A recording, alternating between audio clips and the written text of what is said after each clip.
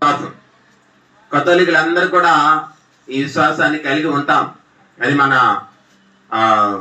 విశ్వాస ప్రమాణాల్లో కూడా ఉంటుంది. కాబట్టి మరీ తల్లి స్వర్గానికి మోక్షానికి వెళ్ళింది. అసలు మోక్షం అంటే ఏంటి? చాలా మందికి ఈ విషయంలో మోక్షము స్వర్గము ఇవన్నీ పర్యాయ పదాలు అనుకుంటుంటారు.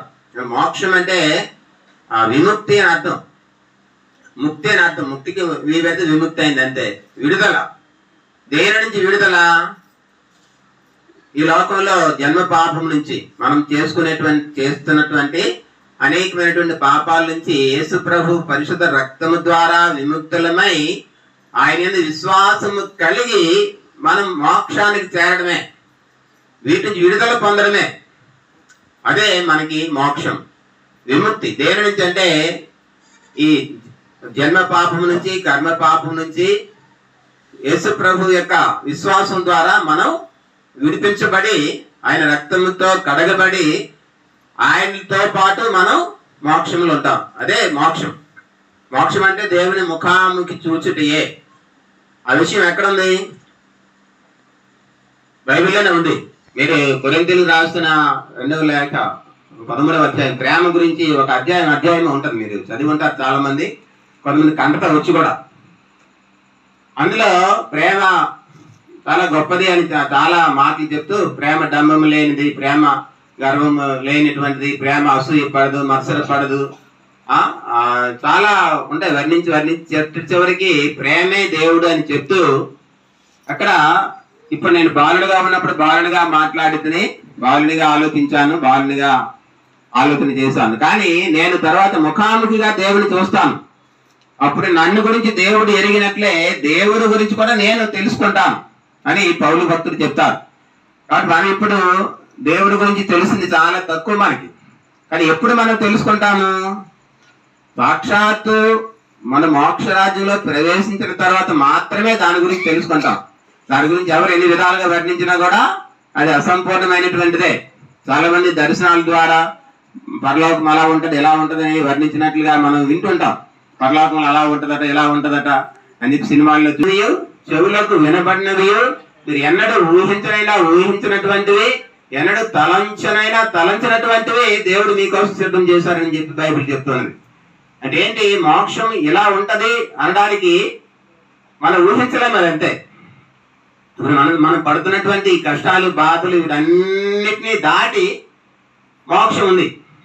ఎవరైతే ప్రభునందు విశ్వాసం ఉంచి ఆయన యందు విశ్వాసం ద్వారా ముందుకు నడుస్తారో వాళ్ళందరికీ కూడా మహిమకరమైనటువంటి ఆ మోక్షాన్ని ప్రభు అనుగ్రహిస్తారు. అలా అనుగ్రహించడానికి మరియ తల్లి మనకు సహాయపడుతుంది.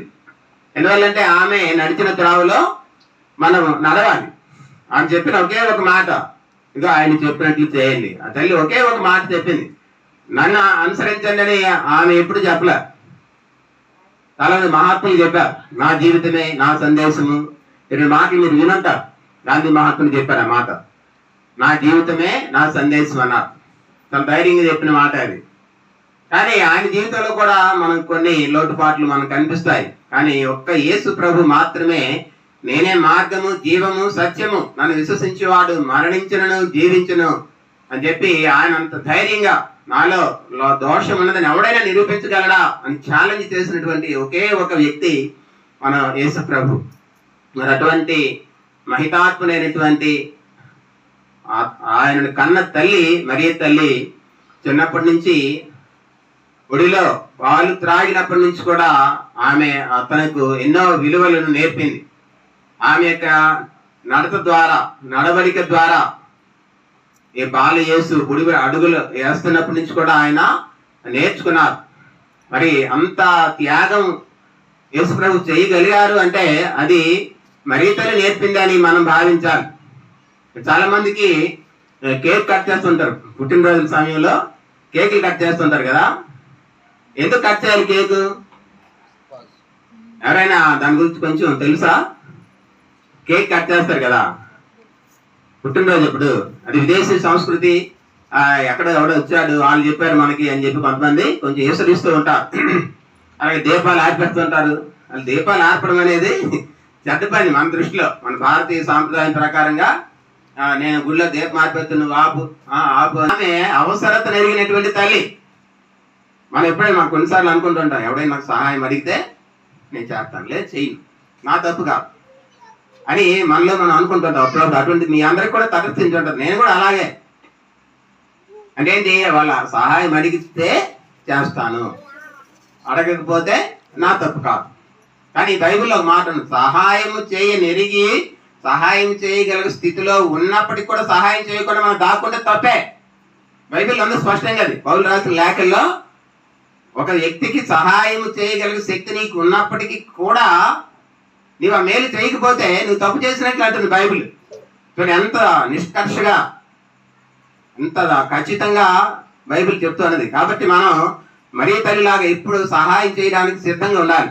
వెంటనే ఆమె ఇదిగో నా యేసు ప్రభుని అడిగింది, అయినా వీళ్ళకి ద్రాక్షరసం కొదవగా ఉందట. అంటే అది నాకెందుకమ్మా చెప్తున్నావు అని చెప్పి యేసు ప్రభు అక్కడ కొంచెం రిలక్టెంట్ గా, అంటే కొంచెం దీనిగా సమాధానం చెప్పినట్లు మనం చూస్తాం. ఓ స్త్రీ నీకేమి నాకేమి అన్నట్లుగా అక్కడ ఉన్నట్లుగా. కానీ మరీ తల్లి ఒక్కటే ఆమె విశ్వాసం చూడండి, ఇదిగో ఈయన చెప్పినట్లు చేయండి అని చెప్పి ఒక్క మాట చెప్పింది అంతే. అదే మాట ఈనాడు మనకు కూడా చెప్తుంది ఆ తల్లి, మీరు నా సుకుడు చెప్పినట్లు చేయండి. ఆయన చెప్పింది ఒకటే, ప్రేమ సిద్ధాంతం అండి. ప్రపంచంలో ఏ మతం కూడా లేనటువంటి సిద్ధాంతం ప్రేమ సిద్ధాంతం. ఇది ఒకటే ప్రపంచంలో నిలబడుతుంది. ఇంక ఈ తప్ప ప్రపంచంలో మరో ఒక సిద్ధాంతం లేదు.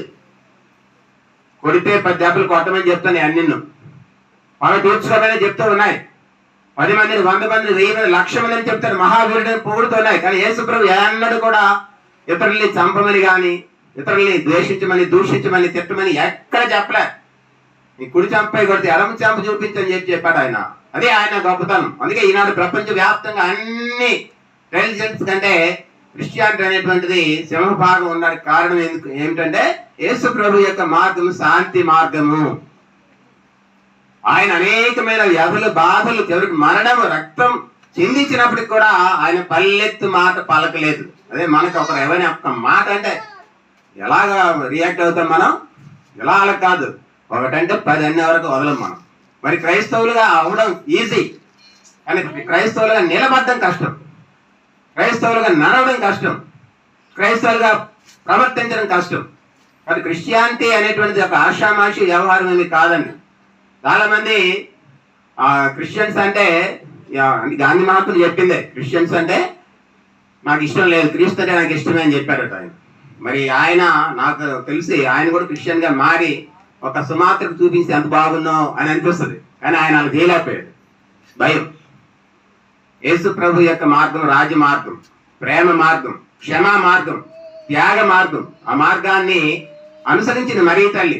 అది ఆమె అడుగు జాడల్లో మనం కూడా వెళ్ళాలి. ఆమెలో ఉన్న దీనత్వం మనకు ఉండాలి, ఆమెలో ఆ త్యాగ గుణం మనలో ఉండాలి, ఆమెలో ఉండేటువంటి. కాబట్టి ఆమె మనందరినీ ప్రభు చెంతకు నడిపించడం కోసం ఆమె ప్రయత్నం చేస్తూ ఉన్నది. ఆ ప్రయత్నానికి మనం సహకరించాలి. తల్లిదండ్రులు చెప్తుంటారు, నాయన చూడ వాళ్ళు బాగా చదువుతారు, నువ్వు కూడా చదువురా అని చెప్పి వాళ్ళు ప్రాధాయపడుతుంటారు. పిల్లల్ని అప్పుడప్పుడు కొడుతుంటారు, మనకు కూడా దెబ్బలు తగులుతుండే అప్పుడప్పుడు. యేసు ప్రభు దెబ్బ కొట్టేవాడు, కట్టు కట్టేవాడు కూడా ఆయనే. యేసు ప్రభు మనకి ఏవైనా ఒక ఇబ్బందులు మనకి జీవితంలో వచ్చినప్పుడు మనం వాటిని సవాళ్ళుగా స్వీకరించి యేసు ప్రభు ఇచ్చేటువంటి సిలువలుగా స్వీకరించి ఆయనను అనుసరించాలి అని ఆయన ఇస్తుంటాడు మనకి. సిలువను మోయడం అంటే అదే. చాలా మంది సిలువను మోయడం అంటే తపస్కాలను ఉబ్బోధనవాడు పట్టేసి చలరంగాన్ని వెళ్తుంటారు. ఓకే, బహిరంగంగా వెళ్తారు, ఓకే, దానికి మనం తప్పు పడడానికి ఏమి లేదు. కానీ నిజమైన సిలువ అది కాదండి. నిజమైన సిలువ ఏంటి? మన జీవితంలో వచ్చేటువంటి కష్టాలు, బాధలు, ఇబ్బందులు, అవమానాలు, తిరస్కారాలు, దూషణలు, ఇవి నిజమైన సిలువలు. అవి మనం మరీ తల్లి మధ్యవర్తిత్వంలో ఆమె సహాయం ద్వారా, ఆమెను ప్రార్థించడం ద్వారా మనం వాటి నుంచి బయట పడమని చెప్పి మరీ తల్లి మనకి అభయం ఇస్తూ ఉన్నది. ఆ తల్లిని నమ్ముకున్నటువంటి వ్యక్తులుగా ఆమె మనలను చేయి పట్టి నడిపిస్తూ ఉన్నది.